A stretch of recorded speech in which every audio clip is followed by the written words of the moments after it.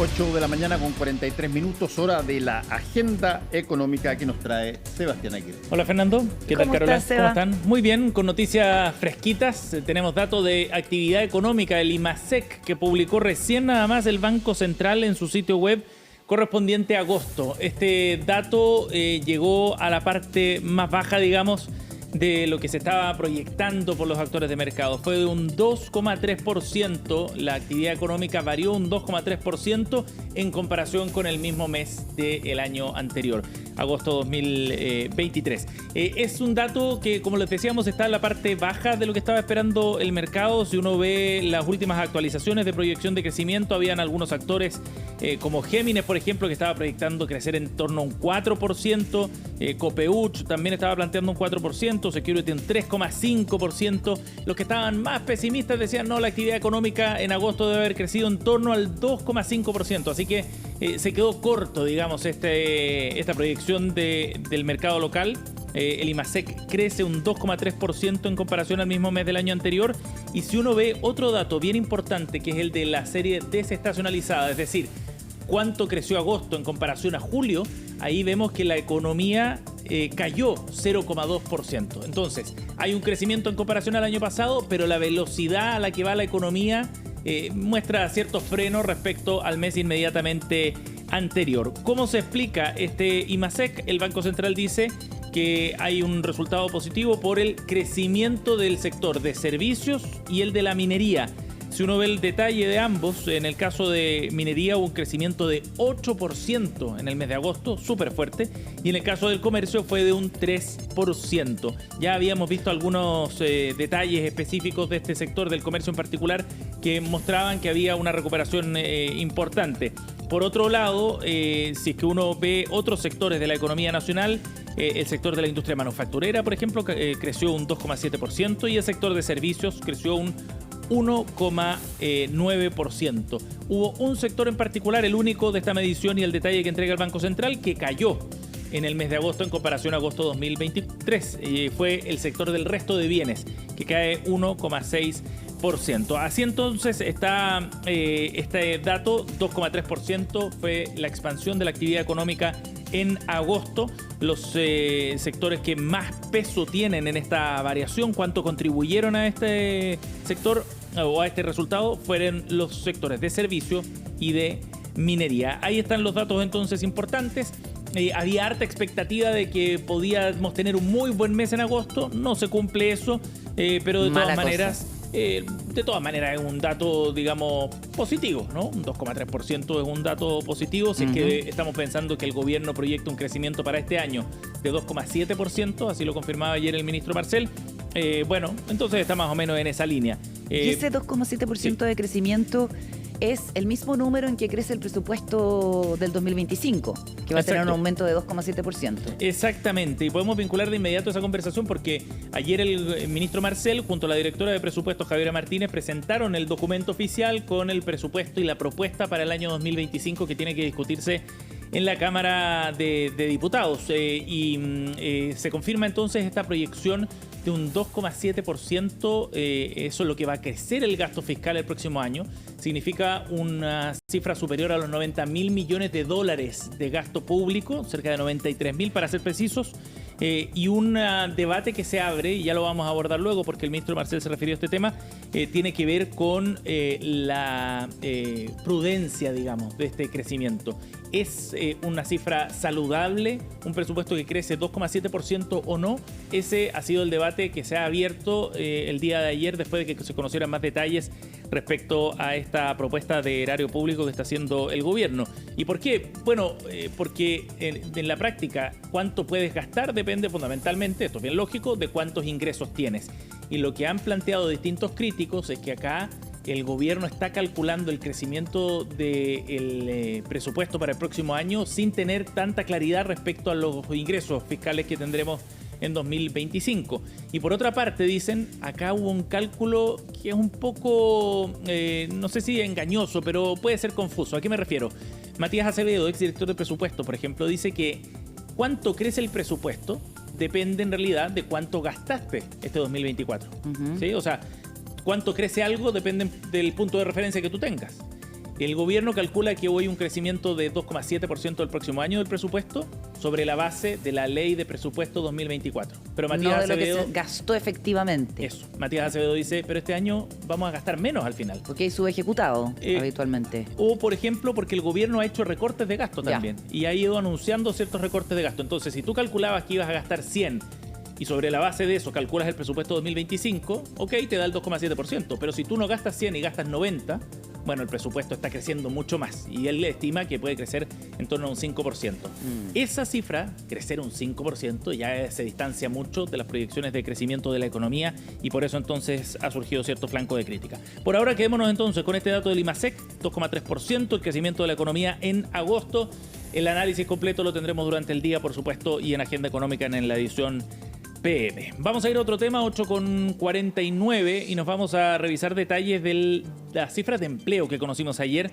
El Instituto Nacional de Estadísticas entregó detalles, 8,9%, fue la tasa de desocupación para el trimestre de junio a agosto. Hay una leve baja si se compara con el año anterior, pero nosotros queremos hacer un zoom específicamente a un área, digamos, de la generación de empleo y del mercado laboral, y que tiene que ver con los niveles de informalidad, porque 6 de cada 10 puestos de trabajo creados son informales precisamente, y eso enciende una serie de alertas respecto a lo que está ocurriendo con el mercado laboral, a la capacidad de la economía de generar los puestos de trabajo que se están demandando efectivamente. Vamos a conversar de este tema y para eso estamos con el académico de la Facultad de Economía y Negocios de la UNAV, investigador además del Instituto de Políticas Económicas, Benjamín Villena. Benjamín, ¿cómo estás? Bienvenido a Agenda Económica.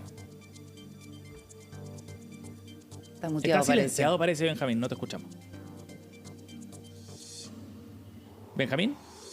No te estamos escuchando. No te estamos escuchando todavía. Bueno, vamos a solucionar ese problema técnico. Por mientras les cuento que el foco de atención... Ahí sí parece. ¿Benjamín? Sí. Sí. Hola, ¿qué tal? Disculpen. No te preocupes. ¿Qué tal? Buenos días. Ahora sí te escuchamos bien. Gracias por el contacto. Benjamín, bueno, más allá de la tasa de desocupación que ya mencionábamos, llegó a un 8,9%, hay harta preocupación por el tipo de empleo que se está creando. ¿Qué nos muestran las cifras del INE sobre el mercado informal del trabajo, Benjamín?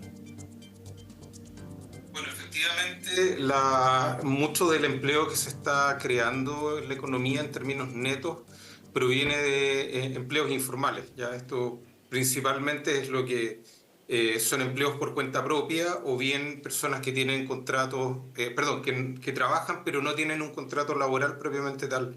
Y por lo tanto son personas que en general tienen una situación más precaria que los trabajadores que tienen contratos laborales formales. De acuerdo. A todas luces, entonces, es un tipo de trabajo que no es el deseable, digamos, no es el que debería crear la economía. En la mayoría de los casos sí. Ya, en la mayoría de los casos sí. Ahora, siempre hay que tener en consideración que muchas veces el empleo informal es una fuente de ingresos que está a la mano de personas que están desempleadas. ¿Ya? Por lo tanto, si bien es cierto, tiene esta connotación de que evidentemente es peor que un empleo formal, pero también es cierto que es mejor que el desempleo. Entonces, en muchos casos es la puerta de entrada en el fondo para que las personas puedan tener algún nivel de ingreso que les permita subsistir de manera razonable. Benjamín, ahora, si uno mira lo que ha ocurrido en los últimos años, ¿hoy día estamos con niveles de informalidad más altos de los habituales o no? Porque la ministra Janet Jara planteaba que esto no escapaba, digamos, a lo que venía ocurriendo hace años en la economía chilena, que no era algo excepcional, a eso voy.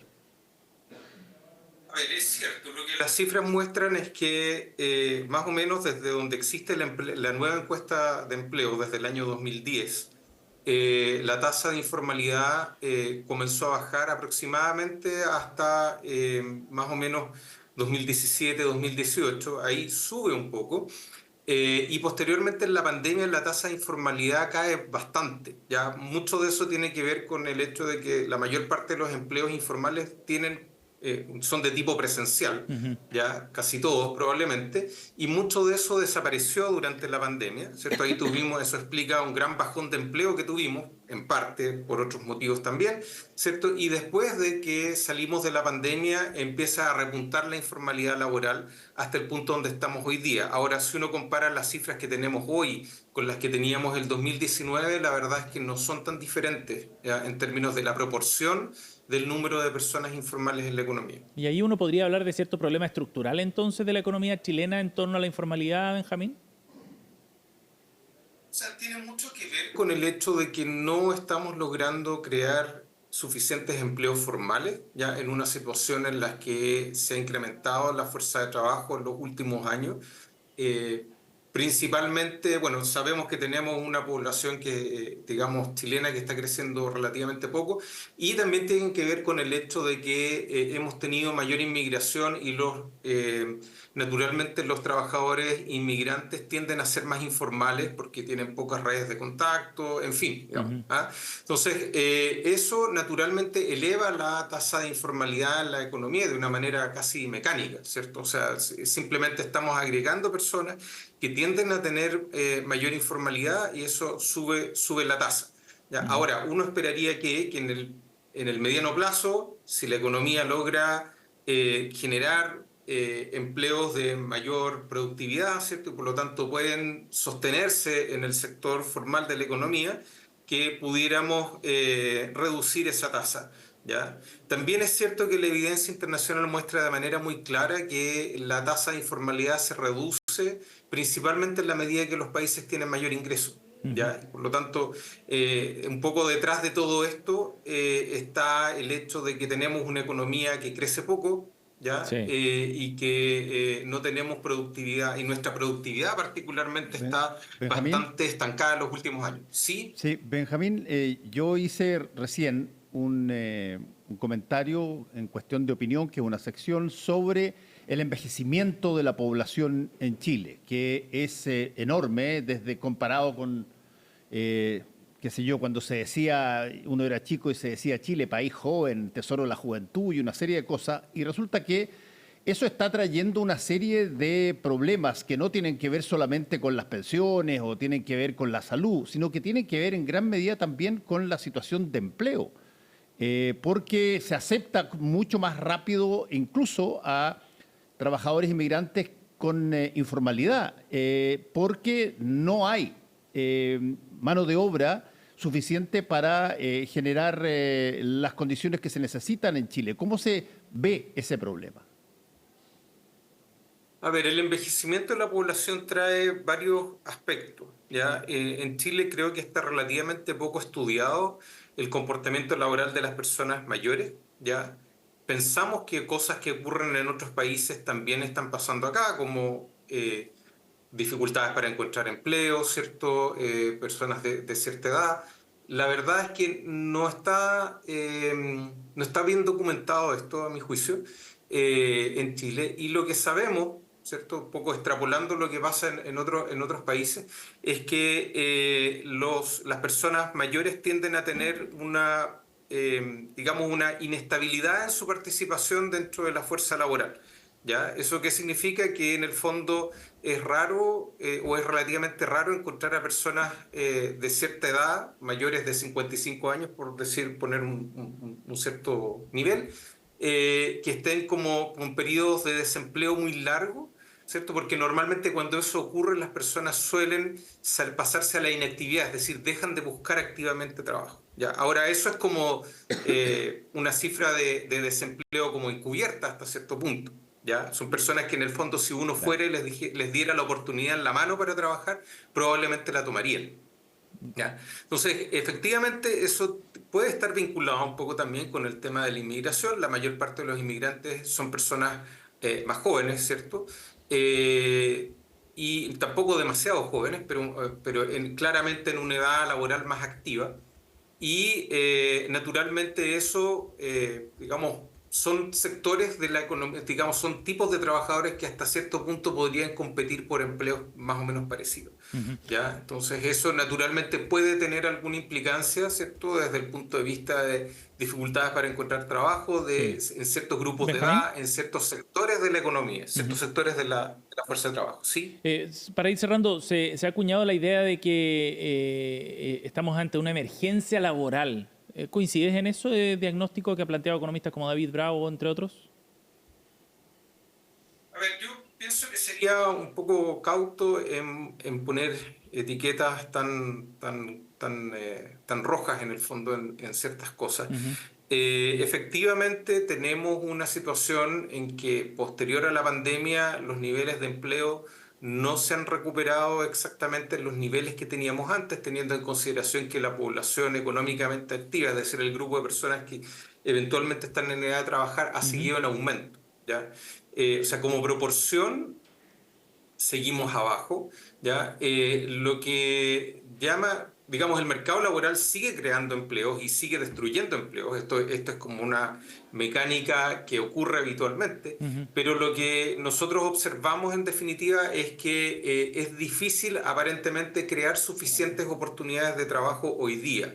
Ahora, eso, digamos, si es una emergencia exacta del mercado laboral, creo que tiene que ver más con un tema de crecimiento de la economía, de productividad, ¿cierto? Eso no es fácil de corregir y requiere medidas en el fondo mucho más permanentes en el tiempo que apunten más a potenciar la inversión, a potenciar el crecimiento de la productividad. Bien, Benjamín Villena, académico de la Facultad de Economía y Negocios de la UNAP, ha estado con nosotros. Benjamín, gracias por conversar con nosotros aquí en Agenda Económica. Muchas gracias por la entrevista. Hasta luego. Chao, buenos días. Segundos faltan para las 9. Vamos a ir a otro tema. Ayer el ministro de Hacienda, Mario Marcel, estuvo en Tolerancia Cero aquí en CNN Chile y en una conversación bien larga en la que se atravesaron varios temas. Se habló de presupuesto, de las acusaciones constitucionales también que están en curso en el Congreso y el impacto que tienen eso en materia económica. También se abordó lo que está ocurriendo con el debate en el Congreso en torno a la propuesta de gasto público para el próximo año. Partamos por ahí porque el ministro destacó que varios informes económicos y financieros han resaltado cómo Chile logró restablecer cierto orden de las finanzas públicas y un orden macroeconómico también como un punto de partida importante para la discusión que viene sobre el presupuesto del próximo año. El ministro respondió también a ciertos aspectos más técnicos de esta discusión. Aseguraba que este era efectivamente un presupuesto responsable, dando así respuesta a las críticas que han surgido sobre cuánto crece el presupuesto. Este 2,7% ¿es alto o no? Bueno, hay varios críticos, como ya lo planteábamos al comienzo de Agenda Económica, que han planteado que el gobierno está haciendo crecer el presupuesto más allá de lo prudente. El ministro dio algunas respuestas bien precisas. Dice que acá de partida hay nuevas fuentes de ingreso que tendrá el fisco chileno el próximo año, que son permanentes y que permiten gastar más. Entre ellas, por ejemplo, dijo que está la vigencia del royalty minero, el acuerdo entre Codelco y SQM, que también va a permitir ingresos extra a la minera estatal y por ende al fisco, y también el acuerdo de cumplimiento tributario que se votó en la Cámara de Diputados hace 2 semanas atrás. Esos antecedentes entonces van a permitir que el Estado recaude más y por lo mismo entonces puede permitirse un crecimiento de 2,7% en el presupuesto superior a los 93.000 millones de dólares. Y por lo mismo también plantea que no está en riesgo el objetivo que se ha planteado este gobierno respecto a la responsabilidad fiscal, es decir, ir disminuyendo el déficit estructural. Escuchemos qué fue lo que dijo el ministro sobre este punto en particular. La forma de medir la prudencia de la política fiscal es ver cómo va evolucionando el balance estructural. Entonces nosotros este año vamos a cerrar con un déficit estructural del orden del 2% del producto y eso se está proponiendo reducirlo a 1,1% del producto en el 2025. Entonces eso quiere decir que la política fiscal va a continuar en la senda de consolidación que ha estado siguiendo desde el 2022 y desde ese punto de vista va a contribuir obviamente a la labor que en lo fundamental la lleva el Banco Central a bajar la inflación. Respuesta del ministro Marcel sobre los efectos que esto tiene en las finanzas públicas. De hecho, el gobierno está solicitando en este presupuesto aumentar en cerca de 17.000 millones de dólares la deuda pública el próximo año, pero esa cifra es algo más baja a lo que había solicitado ya en este 2024, como una señal también del orden de las cuentas fiscales.